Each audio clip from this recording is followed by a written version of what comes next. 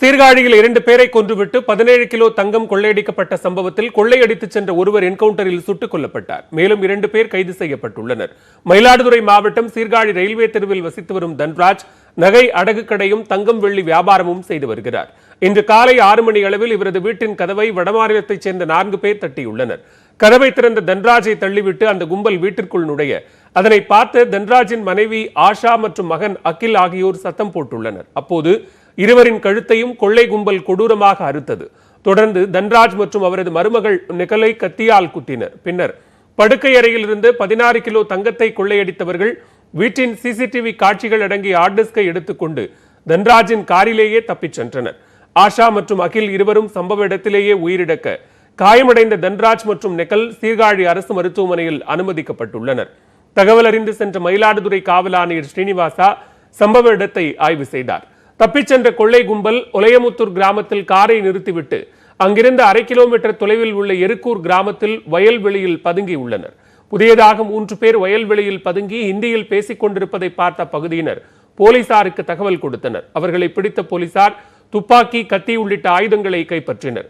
இருவரை கைது செய்த போலீசார் நகைகளை பதுக்கி வைத்திருக்கும் இடத்தை காட்டுவதற்காக மணிப்பால் என்ற கொள்ளையனை அழைத்துக் கொண்டு சவுக்கு தோப்பிற்குள் சென்றனர். அப்போது தான் மறைத்து வைத்திருந்த துப்பாக்கியால் போலீசாரை சுட மணிப்பால் முயற்சித்ததாகவும் அதனால் தற்காப்புக்காக அவரை என்கவுண்டர் செய்ததாகவும் போலீசார் தெரிவித்துள்ளனர். மணிப்பாலின் உடல் உடற்கூராய்வுக்காக அரசு மருத்துவமனைக்கு அனுப்பி வைக்கப்பட்டது.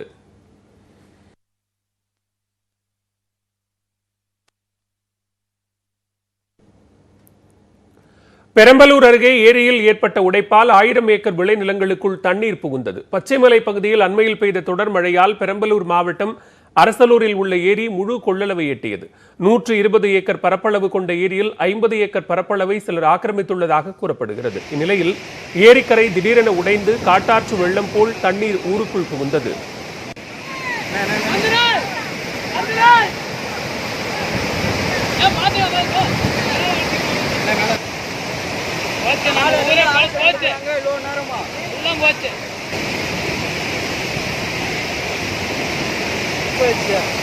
ஊருக்குள்ள தண்ணி போனா என்ன பண்றது? போல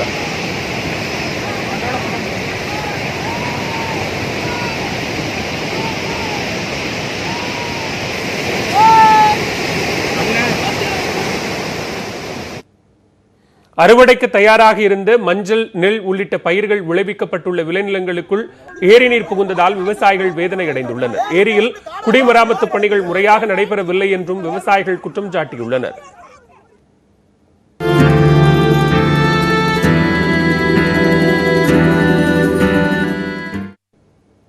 மறைந்த முன்னாள் முதலமைச்சர் ஜெயலலிதாவின் நினைவிடம் சென்னை மெரினா கடற்கரையில் திறக்கப்பட்டது. தமிழகத்தின் முதலமைச்சராக இருந்த ஜெயலலிதா 2016 ஆண்டு டிசம்பர் 5ஆம் தேதி உடல்நலக் குறைவால் காலமானதை அடுத்து அவரின் உடல் மெரினா கடற்கரையில் எம்ஜிஆர் நினைவிடம் அருகே அடக்கம் செய்யப்பட்டது. அந்த இடத்தில் ஜெயலலிதாவுக்கு பிரம்மாண்டமான நினைவு மண்டபம் அமைக்கப்படும் என்று பேரவையில் 2017ஆம் ஆண்டு முதலமைச்சர் எடப்பாடி பழனிசாமி அறிவித்தார். அதன்படி மெரினா கடற்கரையில் கட்டப்பட்ட ஜெயலலிதா நினைவிடத்தை பொதுமக்கள் பார்வைக்காக முதலமைச்சர் பழனிசாமி ரிப்பன் வெட்டி திறந்து வைத்தார். மாண்புமிகு தமிழ்நாடு முதலமைச்சர் அவர்கள் நினைவகத்தை தற்போது ரிப்பன் வெட்டி திறந்து வைத்திருக்கிறார்கள். தொடர்ந்து ஜெயலலிதா நினைவிடத்தில் முதலமைச்சர், துணை முதலமைச்சர் ஆகியோர் மலர் தூவியும் மலர் வளையம் வைத்தும் மரியாதை செலுத்தியதுடன் நெடுஞ்சான் கிடையாக விழுந்து வணங்கினர்.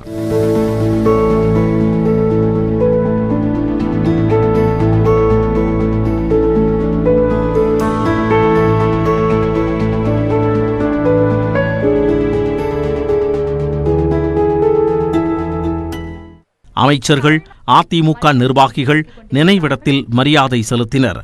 அதன் பின்னர் தொண்டர்கள் மத்தியில் உரையாற்றிய முதலமைச்சர் பழனிசாமி ஜெயலலிதா நினைவிடம் கட்டுவதை எதிர்த்து திமுக தலைவர் ஸ்டாலின் வேறு நபர் மூலம் வழக்கு தொடர்ந்ததாகவும், பின்னர் கருணாநிதிக்கு நினைவிடம் கட்ட அந்த வழக்கே தடையாக இருந்ததால் இரவோடு இரவாக வழக்கை வாபஸ் பெற்றதாகவும் சாடினார். இதன் மூலம் ஸ்டாலினின் கபட நாடகத்தை உலகமே அறிந்து கொண்டதாகவும் விமர்சித்தார். இந்த நினைவிடத்தை கனத்த இதயத்துடன் பொதுமக்களுக்கு அர்ப்பணிப்பதாக கூறிய முதலமைச்சர், வரும் தேர்தலில் வெற்றி பெற்று மீண்டும் ஜெயலலிதாவின் ஆட்சி அமைக்க சபதம் ஏற்போம் என தொண்டர்களுக்கு அழைப்பு விடுத்தார். வருகின்ற சட்டமன்ற பொதுத் தேர்தலில் பெரும்பான்மையான இடங்களில் வெற்றி பெற்று மீண்டும் மாண்புமிகு அம்மாவுடைய ஆட்சி அமைப்போம். அதுதான் நம்முடைய லட்சியம். அதுதான் மாண்புமிகு அம்மாவுக்கு நாம் செலுத்துகின்ற நன்றி கடன் என்பதை ஒவ்வொரு தொண்டனும் உணர வேண்டும். இரவு பகல் பாடாமல் பாடுபட வேண்டும். இதயம் புரட்சி தலைவி கொண்டு வந்த திட்டங்களை நாட்டு மக்களுக்கு எடுத்துச் சொல்லி மீண்டும் அம்மா அவர்கள் சொல்லிய லட்சிய வார்த்தைக்கு இணங்க அம்மாவுடைய ஆட்சி அமைத்து அம்மாவுடைய இதே நினைவு நிலையத்தில் நாம் அத்தனை பேரும் நன்றி செல்வதற்கு வீர சபதம் ஏற்போம். முன்னதாக உரையாற்றிய துணை முதலமைச்சர் பன்னீர்செல்வம் பசியில்லாத தமிழ்நாட்டை ஜெயலலிதா உருவாக்கி உள்ளதாகவும் அவரது ஆட்சி தமிழகத்தில் எப்பொழுதும் தொடர்ந்து கொண்டே இருக்கும் என்றும் கூறினார். தமிழகத்தில் தீய சக்திகள் தலையெடுத்து விடாமல் தொண்டர்கள் உழைக்க உத்வேகம் தரும் நினைவிடமாக இது அமைந்திருப்பதாகவும் பெருமிதம் தெரிவித்தார். வர இருக்கின்ற சட்டமன்ற தேர்தலில் நாங்கள் வெற்றி பெற வழிகாட்டுங்கள் தாயே, வெற்றி பெற வழிகாட்டுங்கள். வெற்றி பாதையில் பயணம் செய்த ஒளிகாட்டுங்கள் தாயே, ஒளிகாட்டுங்கள். தமிழ்நாட்டின் நலனுக்காக தமிழர்களின் உயர்வுக்கு உழைப்பதற்காக எங்களுக்கு ஆசி கூறுங்கள் தாயே, எங்களுக்கு ஆசி கூறுங்கள். தேர்தல் களத்திலே எதிரிகளை வென்று வெற்றி கனியை இங்கு வந்து உங்கள் பொற்பாதங்களில் சமர்ப்பிக்க எங்களுக்கு அருள் கொடுங்கள் தாயே, எங்களுக்கு அருள் கொடுங்கள் தாயே. ஜெயலலிதா நினைவிடம் திறக்கப்பட்டதையொட்டி மெரினா கடற்கரையில் ஆயிரக்கணக்கான அதிமுக தொண்டர்கள் குவிந்தனர். இதனால் மெரினா கடற்கரையே மக்கள் தலைகளாக காட்சியளித்தது. இதனிடையே ஜெயலலிதா மரணத்துக்கு விடை தெரியாத சூழலில் அவருக்கு நினைவிடம் அவசியமா என திமுக தலைவர் மு க ஸ்டாலின் கேள்வி எழுப்பியுள்ளார். சென்னை கிண்டியில் நடைபெற்ற திருமண விழாவில் பேசிய அவர் ஜெயலலிதா மரணம் குறித்து விசாரிக்க ஆணையம் அமைத்து 42 மாதங்கள் ஆகிவிட்டது என்றும் ஓ பன்னீர்செல்வத்திற்கு ஆணையம் 8 முறை சம்மன் அனுப்பியும் அவர் ஆஜராகவில்லை என்றும் விமர்சித்தார். ஜெயலலிதாவின் நினைவிடம் திறக்கப்பட்டதை சுட்டிக்காட்டி பேசிய ஸ்டாலின் தண்டனை பெற்றவருக்கு நினைவிடம் என்றும் திறந்து வைத்தவர் ஊழல் குற்றச்சாட்டுக்கு ஆளானவர் என்றும் கூறினார். ஒரு குற்றம் புரிந்த ஊழல் வழக்கில் சிக்கி தண்டனை பெற்றவருக்கு நினைவிடம் கட்டப்படுகிறது. அது திறப்பு விழா நடக்குது. ஆக அவரும் குற்றத்தில் இருக்கக்கூடியவர். அதை திறந்து வைக்கக்கூடியவர் யாருன்னு கேட்டீங்கன்னா அவரும் உயர்நீதிமன்றத்தால் தண்டிக்கப்பட்டு சிபிஐ விசாரணை நடத்தப்பட வேண்டும் சொல்லி இன்னைக்கு அவருடைய ஊழல் வழக்கு உச்சநீதிமன்றத்தில் தடை உத்தரவு பெற்றிருக்கிற காரணத்தினால அது பெண்டிங்கில் இருக்கு. இதுதான் இன்னைக்கு இருக்கக்கூடிய நிலை. தொடர்ந்து விரைவுச் செய்திகளை பார்க்கலாம். வன்னியர் உள் ஒதுக்கீடு குறித்து ஜனவரி 31ஆம் தேதிக்குள் முடிவெடுக்காவிடில் பிப்ரவரி முதல் வாரத்தில் கூட்டணி குறித்து இறுதி முடிவெடுக்கப்படும் என பாமக நிறுவனர் ராமதாஸ் தெரிவித்துள்ளார். வன்னியர் இடஒதுக்கீடு தொடர்பாக திண்டிவனம் தைலாபுரத்தில் இருந்து காணொலி காட்சி வாயிலாக செய்தியாளர்களை சந்தித்த ராமதாஸ் பாமக நிர்வாக குழு ஜனவரி 31ஆம் தேதி கூடுவதாகவும் அதில் முதல் கட்டமாக உள் ஒதுக்கீடு குறித்து ஆலோசிக்கப்படும் என்றும் கூறினார். அதிமுக கூட்டணியில் இணைந்ததில் இருந்தே இந்த கோரிக்கை தொடர்பாக பலமுறை கடிதம் எழுதியுள்ளதாகவும் முதல்வரை நேரில் சந்தித்து விளக்கியும் அரசு முடிவெடுக்கவில்லை என்றும் ராமதாஸ் குற்றம் சாட்டினார். இந்த விவகாரம் தொடர்பாக ஜனவரி 31ஆம் தேதிக்குள் அரசு முடிவெடுக்கும் என நம்புவதாகவும் ராமதாஸ் குறிப்பிட்டார். தொடர்ந்து பேசிய அன்புமணி ராமதாஸ் வன்னியர் உள் ஒதுக்கீடு கோரிக்கை தேர்தலுக்கான கோரிக்கை அல்ல என்றும் 40 ஆண்டுகால கோரிக்கை என்றும் கூறினார். கடலூர் மாவட்டம் வடலூர் சத்தியஞான சபையில் 150வது ஆண்டு தைப்பூச ஜோதி விழா கொடியேற்றத்துடன் தொடங்கியது. வடலூரில் ராமலிங்க அடிகளாரால் நிறுவப்பட்ட சத்தியஞான சபையில் ஆண்டுதோறும் தைப்பூச ஜோதி தரிசன விழா வெகு விமரிசையாக நடைபெறும். அதன்படி இந்த ஆண்டுக்கான ஜோதி தரிசன விழா காலையில் கொடியேற்றத்துடன் தொடங்கியது. முன்னதாக காலை 5 மணிக்கு அருட்பெருஞ்சோதி அகவல் பாராயணமும் காலை 7:30 மணிக்கு தருமசாலையில் சன்மார்க்க கொடியேற்றுதல் நிகழ்ச்சியும் நடைபெற்றது. நாளை காலை 6 மணிக்கு மேல் ஜோதி தரிசனம் நடைபெறும் என தெரிவிக்கப்பட்டுள்ளது. ஜோதி தரிசனத்திற்காக தமிழகத்தின் பல்வேறு பகுதிகளில் இருந்து வடலூருக்கு சிறப்பு பேருந்துகள் இயக்கப்படும் என போக்குவரத்து துறை அதிகாரிகள் தெரிவித்துள்ளனர். ராமநாதபுரம் மாவட்டம் திருவாடானை அருகே தேசிய கொடியை ஏற்ற உயரமான கொடிக்கம்பத்தில் ஏறி மாணவர் ஒருவர் கயிற்றை கட்டிய காட்சி வெளியாகியுள்ளது. கருப்பூர் கிராமத்தில் உள்ள அரசு தொடக்கப்பள்ளியில் குடியரசு தின விழாவையொட்டி நேற்று கொடியேற்ற நிகழ்ச்சி நடைபெற இருந்தது. கொடிக்கம்பத்தில் கயிறு இல்லாததால் தலைமை ஆசிரியர் மாணவர் ஒருவரை அழைத்து கம்பத்தில் ஏறி கயிற்றை கட்ட கூறியுள்ளார். இதையடுத்து அந்த மாணவர் ஆபத்தான முறையில் கொடிக்கம்பத்தில் ஏறி கயிற்றை கட்டியுள்ளார். நடப்பாண்டு IPL தொடருக்கான ஏலத்தை சென்னையில் வரும் 18ஆம் தேதி நடத்த இந்திய கிரிக்கெட் வாரியம் முடிவு செய்துள்ளது. பெரும்பாலான அணி நிர்வாகங்கள் தங்களது நட்சத்திர வீரர்களை தக்க வைத்துக் கொண்டுள்ள நிலையில் இது மினி ஏலமாகவே நடைபெறவுள்ளது. கொரோனா முன்னெச்சரிக்கை நடவடிக்கைகள் அனைத்தும் பின்பற்றப்பட்டு சென்னையில் நட்சத்திர ஓட்டலில் ஏலத்தை நடத்த திட்டமிடப்பட்டுள்ளது. குறிப்பிட்ட வீரர்களை விடுவித்த பிறகு அதிகபட்சமாக பஞ்சாப் அணியிடம் 53 கோடியே 20 லட்சம் ரூபாயும், பெங்களூரு அணியிடம் 35 கோடியே 70 லட்சம் ரூபாயும் கையிருப்பு உள்ளது. ஸ்ரீரங்கம் ரங்கநாதர் கோயில் தைத்தேர் திருவிழாவில் ஆயிரக்கணக்கான பக்தர்கள் பங்கேற்று தேரை வடம் பிடித்து இழுத்தனர். திருச்சி ஸ்ரீரங்கம் ரங்கநாதர் கோயில் பூபதி திருவிழா எனப்படும் தைத்தேர் திருவிழா வெகு விமர்சையாக கொண்டாடப்படுகிறது. ஸ்ரீரங்கத்தில் கடந்த 19ஆம் தேதி கொடியேற்றத்துடன் தைப்பூச திருவிழா தொடங்கியது. நம்பெருமாளுக்கு தினந்தோறும் பூஜை செய்யப்பட்டு சிறப்பு ஆராதனைகள் செய்யப்பட்டு வந்த நிலையில் விழாவின் முக்கிய நிகழ்வான திருத்தேரோட்டம் காலை 5:30 மணிக்கு தொடங்கியது. நம்பெருமாள் ஸ்ரீதேவி பூதேவி தாயாருடன் அலங்கரிக்கப்பட்ட திருத்தேரில் எழுந்தருளி பக்தர்களுக்கு காட்சியளித்தார். இதில் ஆயிரக்கணக்கான பக்தர்கள் பங்கேற்று ரங்கா ரங்கா கோஷங்கள் முழங்க தேரை வடம் பிடித்து இழுத்தனர்.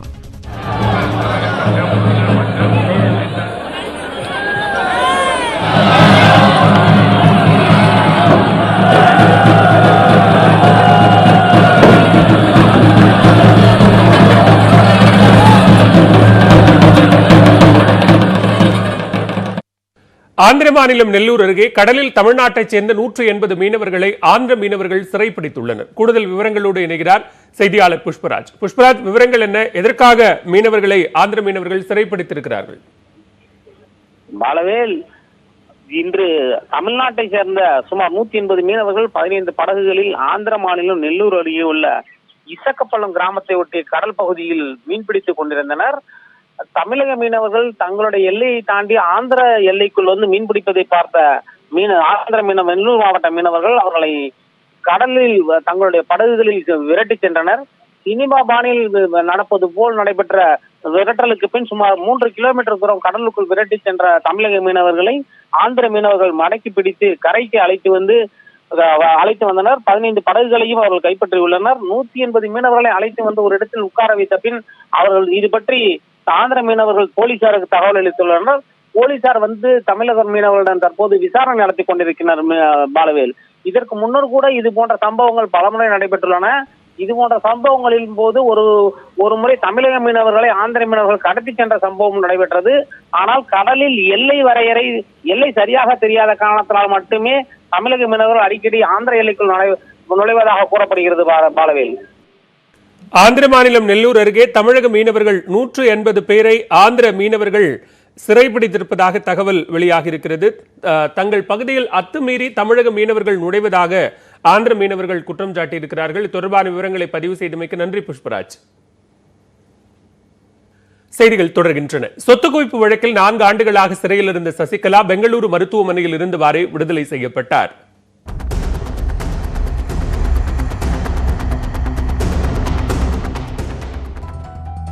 வருமானத்திற்கு அதிகமாக சொத்து குவித்ததாக தொடரப்பட்ட வழக்கில் கர்நாடக மாநிலம் பெங்களூருவில் உள்ள பரப்பன அக்ரகார சிறையில் ஜெயலலிதா தோழி சசிகலா, அவரது உறவினர்கள் இளவரசி, சுதாகரன் ஆகியோர் 2017ஆம் ஆண்டு பிப்ரவரி 15ஆம் தேதி அடைக்கப்பட்டனர். 4 ஆண்டுகள் சிறை தண்டனை நிறைவடைந்த நிலையில் சசிகலா ஜனவரி 27ஆம் தேதி விடுதலை செய்யப்படுவார் என கூறப்பட்டது. இந்நிலையில் அவருக்கு திடீர் உடல்நலக்குறைவு ஏற்பட்டு கடந்த 20ஆம் தேதி சிகிச்சைக்காக பெங்களூரு விக்டோரியா மருத்துவமனையில் அனுமதிக்கப்பட்டார். அங்கு அவருக்கு கொரோனா தொற்று உறுதி செய்யப்பட்டு தொடர் சிகிச்சை அளிக்கப்பட்டு வருகிறது.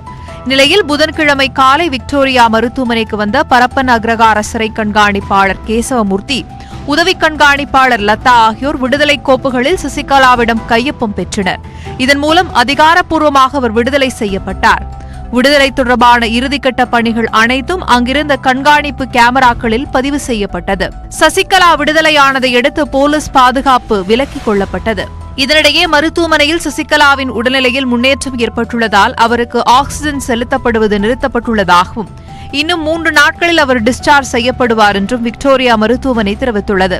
மருத்துவமனை விதிகளின்படி கொரோனா தொற்று ஏற்பட்டு அறிகுறிகளின்றி காணப்பட்டால் 10 நாட்களுக்கு பிறகு டிஸ்சார்ஜ் செய்யப்படலாம் என்பதால் வரும் 30ஆம் தேதிக்கு பிறகு சசிகலா டிஸ்சார்ஜ் செய்யப்பட வாய்ப்புள்ளதாக தெரிகிறது. இந்நிலையில் பெங்களூரில் செய்தியாளர்களை சந்தித்த சசிகலாவின் வழக்கறிஞர் ராஜா செந்தூர் பாண்டியன், இளவரசி பிப்ரவரி 5ஆம் தேதி விடுதலையாவார் என்றும் சுதாகரன் தரப்பில் அபராத தொகை செலுத்துவதில் காலதாமதம் ஏற்படுவதால் விரைவில் விடுதலையாவார் எனவும் கூறினார். திருமதி இளவரசி அவர்கள் 5/2/2021 அன்று விடுதலை செய்யப்படுவார். திரு வி என் சுதாகரன் அவர்களை பொறுத்த வரைக்கும் அவர் ஏற்கனவே தண்டனை காலம் அவருக்கு 4 மாத காலம் இருக்கிற காரணத்தினால அவர் முன்னாடியே ரிலீஸ் ஆகிருக்கணும். இருந்தாலும் அவருக்கான அந்த ஃபைன் அமௌண்ட் கட்டுவதிலே சில தடங்களும் சில சிரமங்களும் இருக்கின்ற காரணத்தினால் அதை தயார் செய்து கொண்டிருக்கிறார்கள். அது எப்போது தயாராகிறதோ உடனடியாக கொடுத்துட்டு அவர் வெளியே வந்துடுவார். சசிகலாவிற்கு விக்டோரியா மருத்துவமனையில் நல்ல சிகிச்சை வழங்கப்பட்டு வருவதால் வேறு மருத்துவமனைக்கு செல்லும் தேவை ஏற்படவில்லை என்றும் ராஜா செந்தூர் பாண்டியன் கூறினார். இதனிடையே அதிமுகவை வழிநடத்த வருகை தரும் பொதுச் செயலாளரே என சசிகலாவை வரவேற்று போஸ்டர் ஒட்டிய திருநெல்வேலி மாவட்ட எம்ஜிஆர் மன்ற நிர்வாகி அதிமுகவிலிருந்து நீக்கப்பட்டுள்ளார். மாவட்ட இணைச் செயலாளர் பொறுப்பு வகித்து வந்த சுப்பிரமணிய ராஜா சார்பில் சசிகலாவை வரவேற்று திருநெல்வேலி முழுவதும் போஸ்டர்கள் ஒட்டப்பட்டுள்ளன. அதில் மறைந்த முதலமைச்சர் ஜெயலலிதாவின் புகைப்படத்துடன் இபிஎஸ் மற்றும் ஓபிஎஸ் ஆகியோரின் புகைப்படங்களும் இடம்பெற்றுள்ளன. இந்த சூழலில் கட்சி கொள்கைக்கு எதிராக செயல்பட்டதாக சுப்பிரமணிய ராஜாவை கட்சியிலிருந்து நீக்கி அதிமுக ஒருங்கிணைப்பாளர் ஓபிஎஸ் மற்றும் இணை ஒருங்கிணைப்பாளர் இபிஎஸ் ஆகியோர் உத்தரவிட்டுள்ளனர்.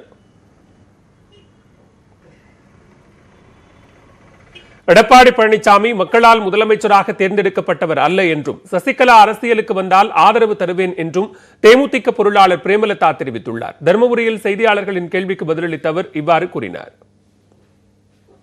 ஏன்னா அவங்களுக்கு ஏஜ் ஆயிடுச்சு, ஹெல்த் இஷ்யூஸ் வந்துருச்சு, ரொம்ப நாள் ஜெயிலிருந்து வெளியே வராங்க.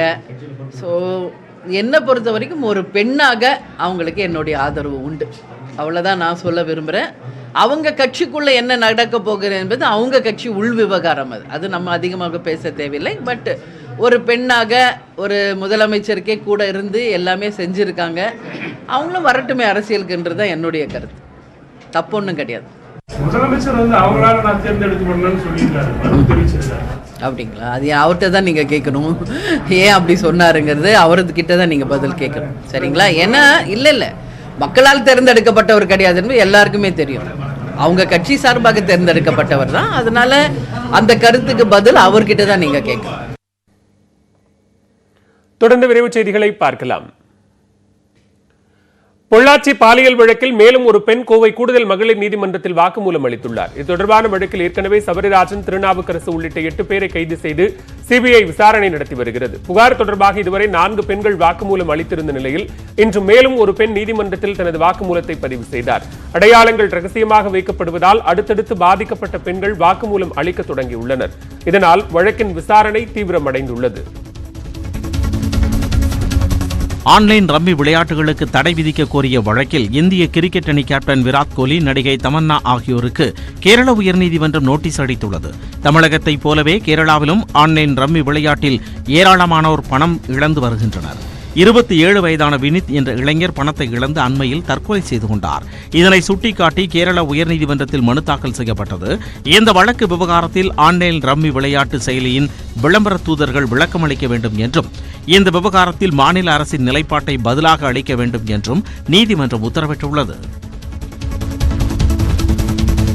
கேரளாவில் தேர்தல் பிரச்சாரம் மேற்கொள்வதற்காக காங்கிரஸ் முன்னாள் தலைவர் ராகுல் காந்தி வயநாட்டை சென்றடைந்தார். தமிழகத்தில் கோவை உள்ளிட்ட மேற்கு மண்டலங்களில் 3 நாட்கள் தேர்தல் பிரச்சாரத்தில் ராகுல் காந்தி ஈடுபட்டார். இந்நிலையில் கேரளாவில் பிரச்சாரம் மேற்கொள்வதற்காக தனது சொந்த மக்களவை தொகுதியான வயநாட்டை ராகுல் காந்தி இன்று முற்பகல் சென்றடைந்தார். அங்கு பிரச்சாரத்தை தொடங்கும் அவர் கேரளாவில் பல்வேறு இடங்களுக்கு செல்கிறார். சமூக வலைதளங்களை ஒழுங்குபடுத்த கோரிய வழக்கில் Facebook, YouTube உள்ளிட்ட நிறுவனங்களுக்கு நோட்டீஸ் அனுப்ப உயர்நீதிமன்ற மதுரை கிளை உத்தரவிட்டுள்ளது. சமூக வலைதளங்களில் வெளியாகக்கூடிய கருத்துக்கள், வீடியோக்களை தணிக்கை செய்ய கோரி உயர்நீதிமன்ற மதுரை கிளையில் பொதுநல வழக்கு தொடரப்பட்டது. இந்த வழக்கு விசாரணையின் போது அங்கீகரிக்கப்பட்ட செய்தி, பொழுதுபோக்கு சேனல்களுக்கு மட்டுமே நிகழ்வுகளை நேரலை செய்யக்கூடிய உரிமையை வழங்க வேண்டும் என்றும், YouTube, Facebook உள்ளிட்ட சமூக வலைதளங்களுக்கு அனுமதி வழங்கக்கூடாது என்றும் மனுதாரர் தரப்பில் வாதிடப்பட்டது. Facebook, YouTube உள்ளிட்ட சமூக வலைதளங்கள் தங்களுக்கென்று தணிக்கை குழுவை ஏற்படுத்திக் கொள்ள வேண்டும் என்றும், ஏதேனும் புகார்கள் வந்தால் நடவடிக்கை எடுக்கப்படும் என்று மத்திய அரசு தரப்பில் வாதிடப்பட்டது. வாதங்களை கேட்ட நீதிபதிகள் இது குறித்து உரிய விளக்கம் அளிக்க Facebook, YouTube உள்ளிட்ட சமூக வலைதள நிறுவனங்களுக்கு நோட்டீஸ் அனுப்ப உத்தரவிட்டனர்.